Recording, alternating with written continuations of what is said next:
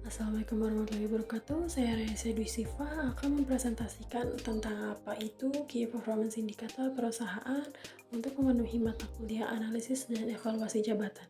Apa itu Key Performance Indicator?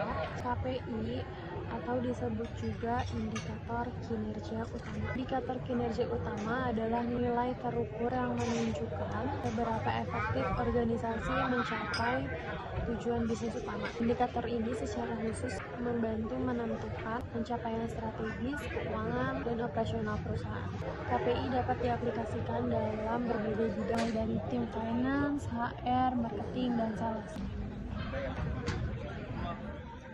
Ini dibedakan menjadi dua jenis, yaitu KPI finansial dan non-finansial. Untuk KPI finansial itu mengukur keuangan perusahaan seperti pendapatan dan margin keuntungan. Di antaranya yang pertama ada gross profit. Profit mengukur laba bersih dari pendapatan yang dikurangi harga pokok penjualan. Yang kedua itu net profit. Net profit mengukur laba bersih dari pendapatan yang dikurangi pokok penjualan dan biaya bisnis lainnya. Yang ketiga itu gross profit margin. Gross profit margin ini mengukur dari laba kotor dibagi pendapatan. Yang keempat net profit margin. Net profit margin ini mengukur dari laba bersih dibagi menjadi pendapatan. Yang terakhir itu current ratio. Current ratio mengukur kinerja keuangan dengan membagi aktiva lancar dan kewajiban lancar. Untuk KPI non finansial itu mengukur segala aspek yang tidak berhubungan dengan keuangan perusahaan, seperti tingkat turnover karyawan, perbandingan pelanggan baru dengan pelanggan lama, terakhir itu metrik kualitas layanan dan kepuasan pelanggan. Selain melakukan cara tersebut, kita juga bisa menerapkan SMART metode dalam cara membuat dan penyusunan KPI. Yang pertama itu spesifik.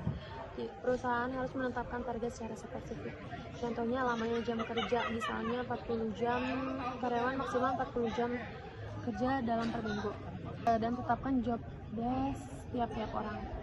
Penguraian deskripsi tugas dan tanggung jawab yang harus dipenuhi, termasuk hal-hal apa saja yang perlu dilakukan atau tidak. Yang kedua itu measurable. Perhitungan atau proses mengimplementasikan KPI tentunya harus terukur.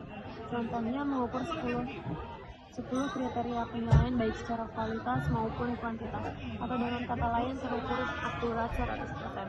Yang ketiga itu achievable. Dalam KPI tentu harus ada tantangan yang menjadi tujuan bagaimanapun harus dicapai, namun tentu saja goals tersebut harus achievable atau yang masuk akal untuk dicapai. Jadi walaupun menantang, perusahaan harus memastikan tantangan tersebut memiliki kemungkinan untuk dicapai, meski dengan sedikit usaha yang lebih keras dan ketekunan yang luar biasa. Mengapa harus terukur dan masuk akal? Karena jika tidak tercapai maka KPI akan menjadi sia-sia. Yang keempat itu realistik. Seperti halnya menentukan tantangan, perusahaan pun harus menetapkan target yang realistis atau masuk akal dengan sejumlah sasaran kinerja dan KPI yang telah disusun. Yang terakhir itu time sensitive. Manajemen waktu itu penting untuk tiap-tiap orang di dalam perusahaan, karena ini berhubungan dengan penentuan KPI yang perlu ada batas waktu dalam pencapaian semua tujuan di setiap divisi dan personal di dalam perusahaan. Dampak yang akan didapatkan jauh lebih baik terhadap goals digital bisnis perusahaan. Misalnya keuntungan naik 25% dari tahun 2021, area pemasaran dari 10 wilayah menjadi 20 wilayah, dan seterusnya.